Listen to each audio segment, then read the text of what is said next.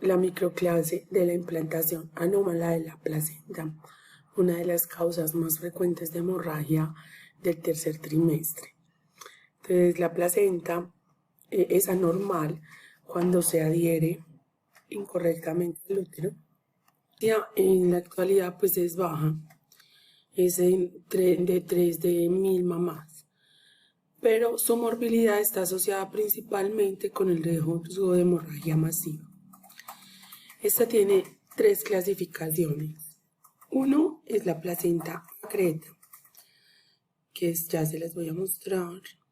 Es esta, es la placenta acreta, que las vellosidades coriales se insertan directamente en el miometrio.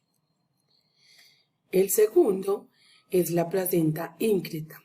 La íncreta, las vellosidades coriales invaden completamente el miometrio. Y la más grave de todas es la percreta, que las vellosidades coriales, es decir, el trofoblasto se implanta y pasa el miometrio, pasa la serosa, la capa externa, e incluso puede adherirse al intestino, a la vejiga y a los ureteres.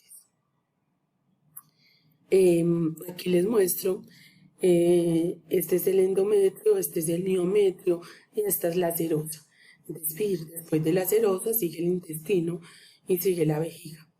Entonces, normalmente se adhiere al endometrio, ¿cierto? Ahí se queda. La acreta entra al miometrio. La íncreta se toma toda la porción completa del miometrio y la percreta pasa a la serosa.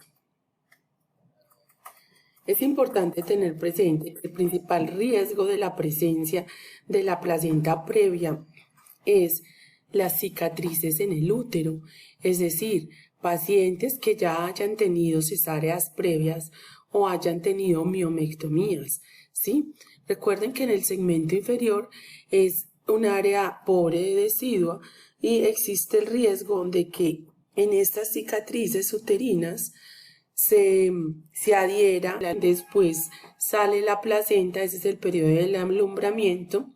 En ocasiones la extracción es dificultosa y cuando sale se evalúan los cotiledones y se da cuenta que hay falta o ausencia de uno de los cotiledones que nos hace pensar que se quedó en el miometrio. Como les decía, pues la manera más común de encontrarlas es la ecografía. Representa la técnica de elección para el diagnóstico de placenta. Cuando nos encontramos ante una placenta previa, debemos intentar excluir el diagnóstico de placenta acreta, especialmente en las mujeres con antecedentes de cesárea.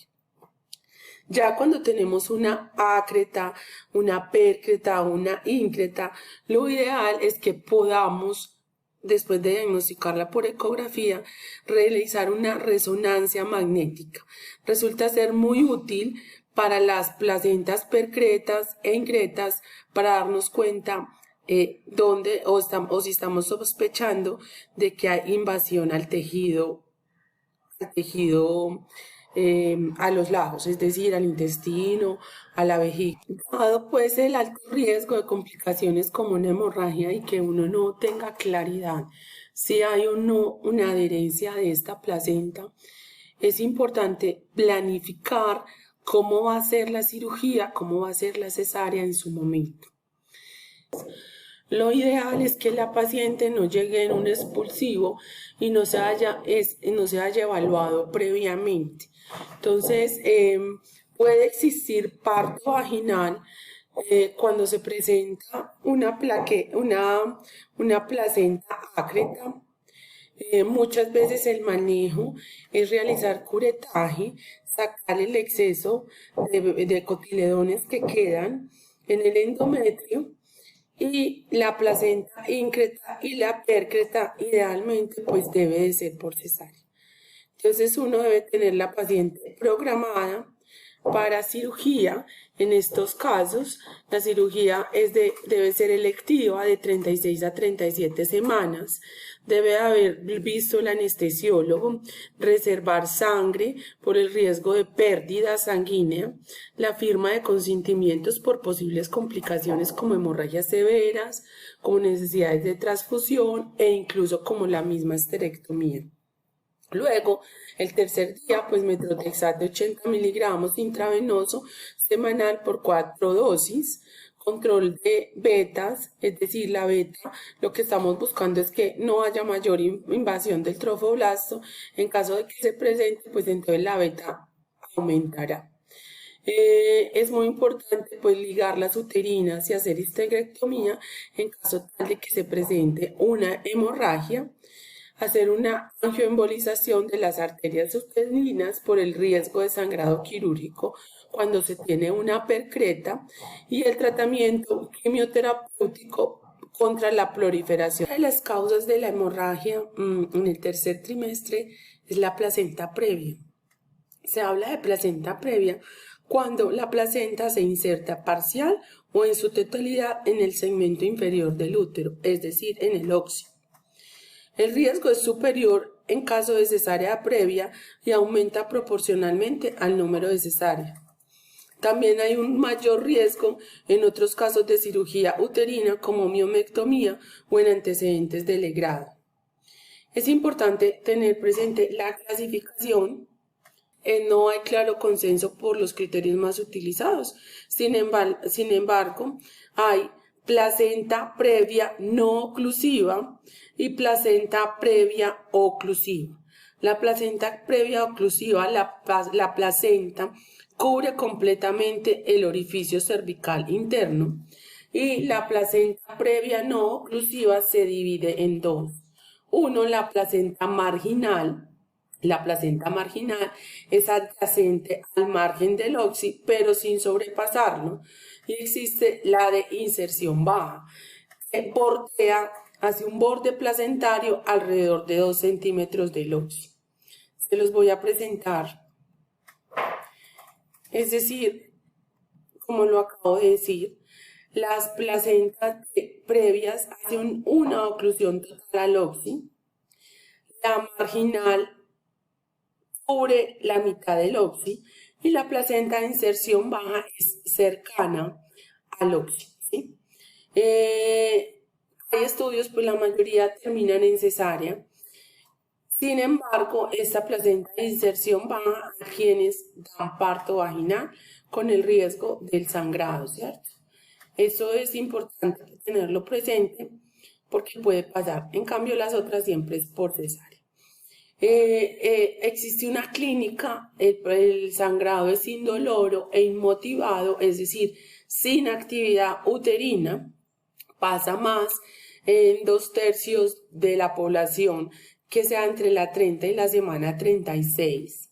El dolor, no tienen dolor generalmente, no es motivado con contracciones uterinas y puede llegar a ser asintomático.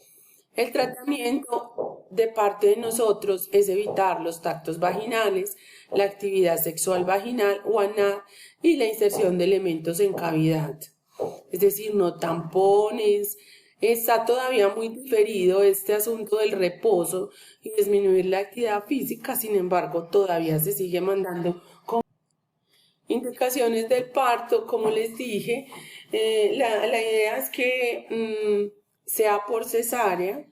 Muy importante tener el sangrado controlado y si se presenta un sangrado significativo luego de la semana 34. Siempre descartar acretismo para planeación de cirugía quirúrgica, como se los había dicho.